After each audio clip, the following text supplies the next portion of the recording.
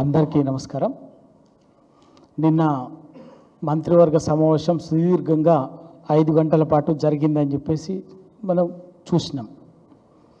ఇవాళ అత్యంత తెలంగాణ ప్రయోజనాల్ని శాశ్వతంగా సమాధి చేసే విధంగా ఉన్నటువంటి అత్యంత ప్రధానమైన అంశమైనటువంటి గోదావరి బంకచర్ల లింకుకు సంబంధించి కనీసం చర్చించకపోవటం చాలా ఈ ప్రభుత్వానికి తెలంగాణ ప్రజల ప్రయోజనాల పట్ల ఏమాత్రం చిత్తశుద్ధి ఉందో అర్థమవుతుంది. ఎందుకు అంటే గడిచిన నెల రోజులుగా చంద్రబాబు నాయుడు యుద్ధ ప్రాతిపదికన బంకచర్ల లింకేజీ ద్వారా వరద జలాల పేరు మీద 200 టీఎంసీల తెలంగాణ నీటిని గోదావరి నదిని మలపకపోవటానికి కుట్రపూరితంగా ప్రయత్నం చేస్తున్నాడు. అటు దానికి నివేదిక కూడా ప్రతిపాదన కూడా తయారు చేసి 81,500 కోట్లతోటి దాన్ని ప్రతిపాదన తయారు చేసుకొని కేంద్ర ప్రభుత్వం దగ్గర కలిసి కేంద్ర ప్రభుత్వాన్ని కూడా ఇన్ ప్రిన్సిపల్గా ఒప్పించుకున్నాడు. దానికి 50% కేంద్ర ప్రభుత్వం ఆర్థిక సహాయం చేయటం, మిగతా 50% కేంద్ర ప్రభుత్వం సహకారంతో లోన్ ఇప్పించేటటువంటిది ఒక పెద్ద ఎత్తున ప్రయత్నం జరుగుతుంది. ఇది గతంలో ఏ విధంగానైతే కృష్ణానది పైన ఉన్నటువంటి కృష్ణానదిలో తెలంగాణకు ఏ విధంగా అయితే అన్యాయం జరిగిందో ఉమ్మడి రాష్ట్రంలో, ఇవాళ తెలంగాణకు ఉన్నటువంటి గోదావరి మిగిలిన గోదావరి జలాలే, ఆ గోదావరి జలాలని కూడా గతంలో ఏ విధంగానైతే కృష్ణా జలాల్ని తరలించుకుపోయినారో ఇవాళ గోదావరి నదిని మలపై ఒక కుట్ర జరుగుతుంది. దానికి గోదావరి బంకచర్ల తద్వారా కావేరీ నది అనుసంధానం ద్వారా తమిళనాడుకు తీసుకుపోయేటటువంటిది ఒకవైపున చంద్రబాబు నాయుడు, మరొక వైపున నరేంద్ర మోడీ గారి ప్రయత్నం రాజకీయ ప్రయోజనాల కోసం జరుగుతుంది. దీనికి సంబంధించి ఇవాళ అనేక చర్చ జరుగుతుంది, అనేకమైనటువంటి అభిప్రాయాలు వ్యక్తమవుతున్నాయి.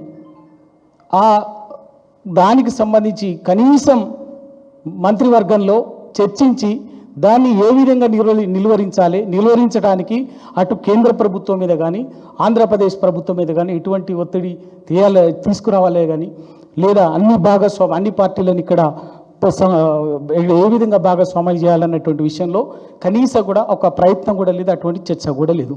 అంటే దీని అర్థం ఏంటంటే, దీనికి మాకు అనిపిస్తున్నది ఏంటంటే, ఎటువంటి పరిస్థితులు కూడా మరొక వైపునేమో కాళేశ్వరం తెలంగాణకు వరప్రదాయినిగా ఉండేటటువంటి కాళేశ్వరం మేడిగడ్డ ప్రాజెక్టునేమో ఒక నిరర్ధకంగా మార్చేటటువంటి ఒక దుర్మార్గమైనటువంటి కుట్రపూరితమైనటువంటి వ్యూహం కొనసాగుతున్నది. మరొక వైపునేమో ఈ గోదావరి జలాల్ని కింద చంద్రబాబు నాయుడు ఆంధ్రకు తీసుకుపోయేటటువంటి ప్రయత్నం జరుగుతుంది. ఇది అంతా కూడా చంద్రబాబు నాయుడు, నరేంద్ర మోడీ గారు, రేవంత్ రెడ్డి గారు కూడబలుకొని తెలంగాణ ప్రయోజనాలని, తెలంగాణ రైతాంగాన్ని శాశ్వతంగా రైతాంగం ప్రయోజనాలు దెబ్బతీసేటట్టుగా కూడబలుకొని చేస్తున్నటువంటి కుట్ర అని వల్ల అనిపిస్తున్నది. అందుకే ఒకవైపున కాళేశ్వరంని అప్రతిష్ట పాలు చేసేటట్టుగా విష ప్రచారం చేయటము, మరొక వైపున ఈ ప్రయత్నం కొనసాగుతుంటే అటు ఇంత కీలకంగా జరిగింది, 5 గంటల పాటు జరిగింది మంత్రివర్గ సమావేశం అని చెప్పేటటువంటి సమావేశంలో కూడా ఇంత ప్రధానమైనటువంటి అంశం మీద చర్చించి ఒక కార్యాచరణ రూపొందించకపోవటం అనేది చాలా దుర్మార్గమైంది. ఖచ్చితంగా దీన్ని బీఆర్ఎస్ పార్టీ ఎటువంటి పరిస్థితుల్లో కూడా వదిలిపెట్టేది లేదు. అటు తెలంగాణకు మిగిలినటువంటి గోదావరి జలాలని హక్కుగా ట్రిబ్యునల్ ద్వారా వచ్చినటువంటి హక్కుగా వచ్చిన ప్రతి చుక్క నీటి బొట్టుని తెలంగాణకు ఉపయోగించుకోవటానికి, అదేవిధంగా కాళేశ్వరంని కాపాడుకోవటం కోసము గోదావరికి హక్కుగా వచ్చే ప్రతి నీటిని ఉపయోగించుకునే రైతాంగ ప్రయోజనాల కోసం టీఆర్ఎస్ పార్టీ ఖచ్చితంగా పోరాటం చేస్తుంది. క్షేత్రస్థాయి ఇప్పటికీ నిలబడింది టీఆర్ఎస్ పార్టీ. ఇక ముందు కూడా నిలబడి ఈ 2 జాతీయ పార్టీల కుట్రని, తెలంగాణ పట్ల వీళ్ళు చేసేటటువంటి ఉదాసీనతని తప్పనిసరిగా ఎండగట్టి ప్రజల ముందు ప్రజల్లో తప్పనిసరిగా నిలబెట్టే ప్రయత్నం చేస్తాం. Thank you.